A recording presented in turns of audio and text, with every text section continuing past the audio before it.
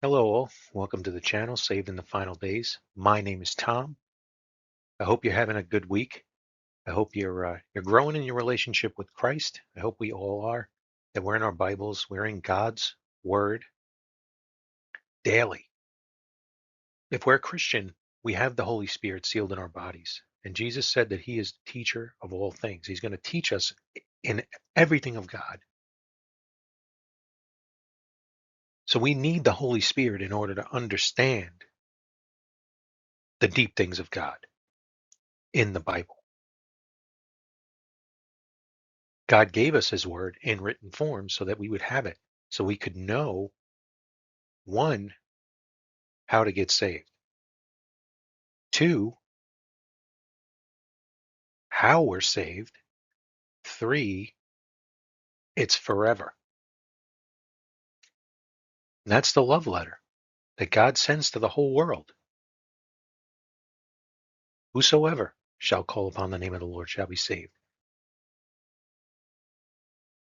You know, if you look at the world, it's crazy right now. And if you're not in the Bible then, and you're not paying attention to the prophetic stuff, then you're going to be confused. You're going to look to the world for answers. We have all the answers provided for us in God's word. And if you're not a Christian, what are you thinking about all this? Have you been called by God at all to look into it? The gospel is there. This is the age of grace, the age of we all we have to do is believe the gospel, put our faith in Jesus Christ's blood, believe that God rose him from the dead, and we're saved. Jesus Christ is God manifested in the flesh. He had to do that so that he could shed his blood and die for your sins according to the scriptures. He was buried, he rose again the third day according to the scriptures. That's the gospel. That's it. It sounds like it's ridiculous. And it will. The Bible says it'll be foolishness to those who are perishing.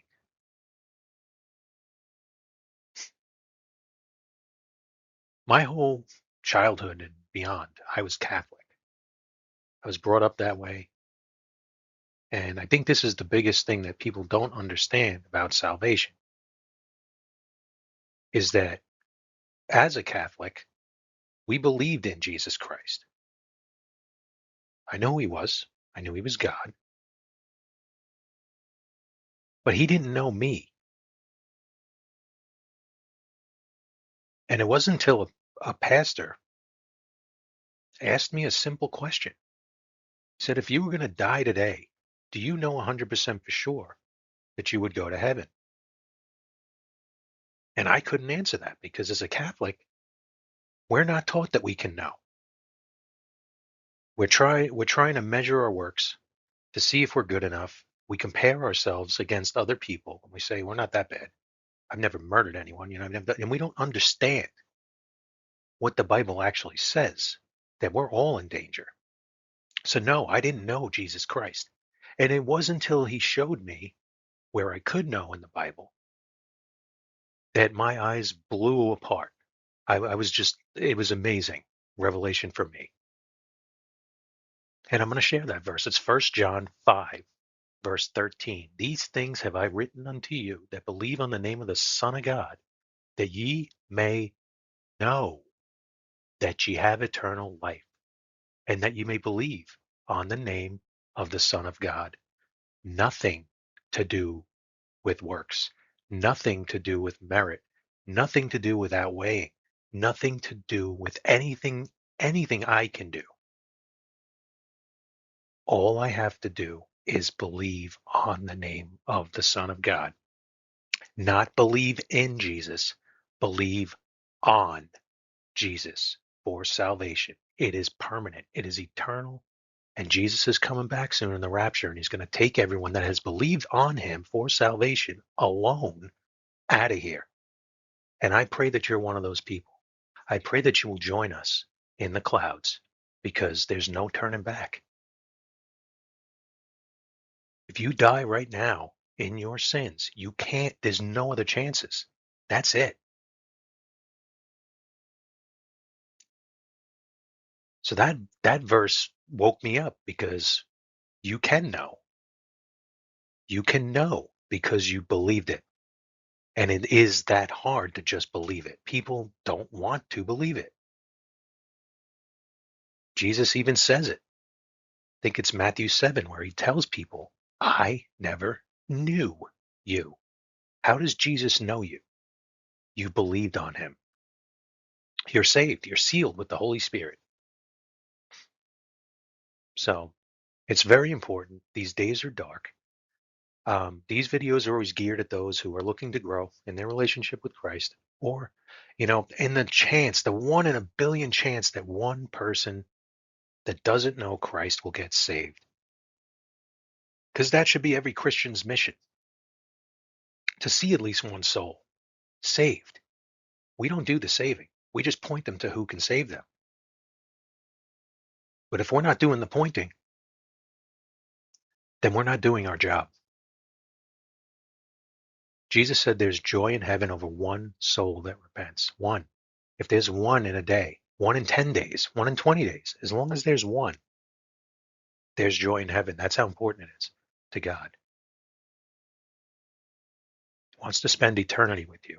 So this is the Walk Through Scripture series. I don't do any kind of interpretation or anything like that. I just take the King James Bible and I read through it, of a chapter. We've done Romans 1, 2, 3, 4, and now we're doing 5. Um, I'm just going to read through it. I hope you're blessed by it, and I'm going to kick us off with a prayer and we'll get into this. Heavenly Father, thank you, Lord, for your Bible. It is perfect. It is amazing. Thank you that you've given us so many warnings and so many things to just know the days that we're living in. You don't leave us with nothing. You are right there and you are waiting for us to come home. Whether you take us home in physical death or in the rapture, whichever's first, we know that when we're absent from the body, we're present with the Lord. So, Lord, please bless the thoughts of my heart, the words of my mouth as I get into your word. Lord, we're looking at the world and we're seeing all this crazy stuff going on. And we know there's a lot of people out there that are losing loved ones in wars and rumors of wars and pestilences and earthquakes and wildfires and all this stuff that's going on.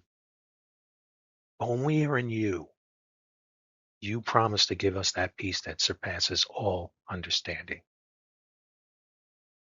And although it's hard, because this physical world is hard and this sinful flesh is hard, we know that you already won and that we're saved eternally. And we know because we believed on you. Please be with us, Lord, as we go through this.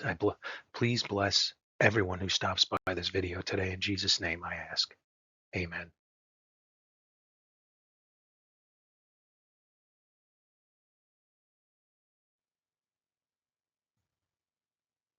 2 Timothy 2:15.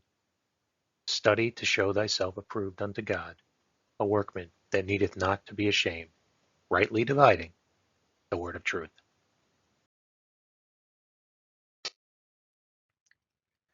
Romans 5:1-21. Therefore, being justified by faith, we have peace with God through our Lord Jesus Christ, by whom also we have access by faith into this grace wherein we stand, and rejoice in hope of the glory of God. And not only so, but we glory in tribulations also, knowing that tribulation worketh patience, and patience experience, and experience hope. And hope maketh not ashamed, because the love of God is shed abroad in our hearts by the Holy Ghost, which is given unto us. For when we were yet without strength, in due time Christ died for the ungodly. For scarcely for a righteous man will one die, yet peradventure for a good man some would even dare to die.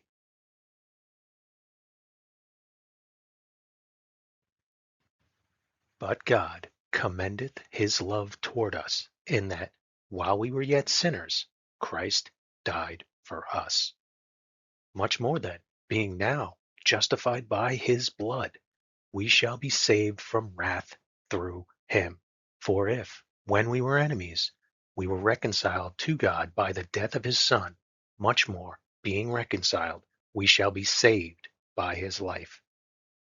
And not only so, but we also joy in God through our Lord Jesus Christ, by whom we have now received the atonement. Wherefore, as by one man sin entered into the world, and death by sin, and so death passed upon all men, for that all have sinned. For until the law, sin was in the world, but sin is not imputed when there is no law.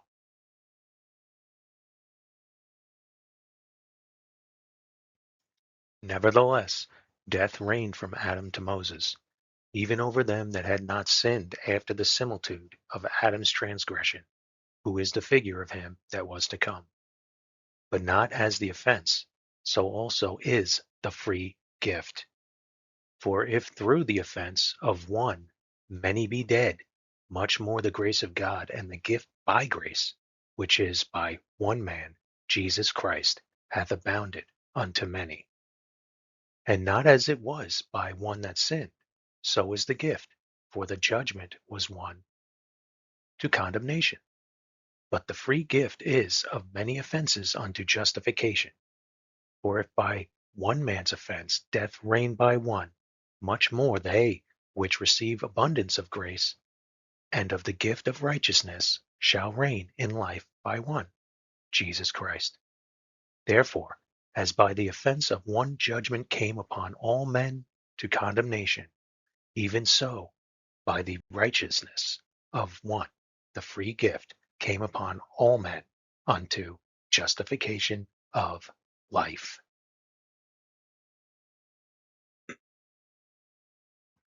For as by one man's disobedience many were made sinners, so by the obedience of one shall many be made righteous. Moreover, the law entered, that the offense might abound. But where sin abounded, grace did much more abound, that as sin hath reigned unto death, even so might grace reign through righteousness unto eternal life by Jesus Christ our Lord.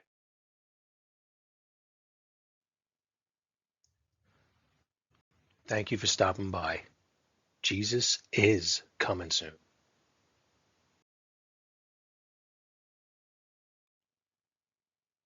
Behold, I come quickly. Hold that fast which thou hast, that no man take thy crown.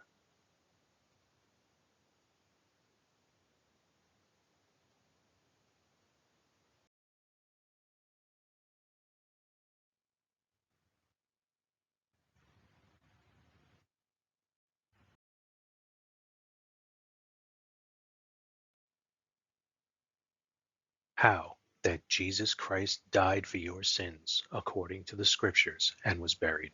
He then rose again the third day according to the Scriptures.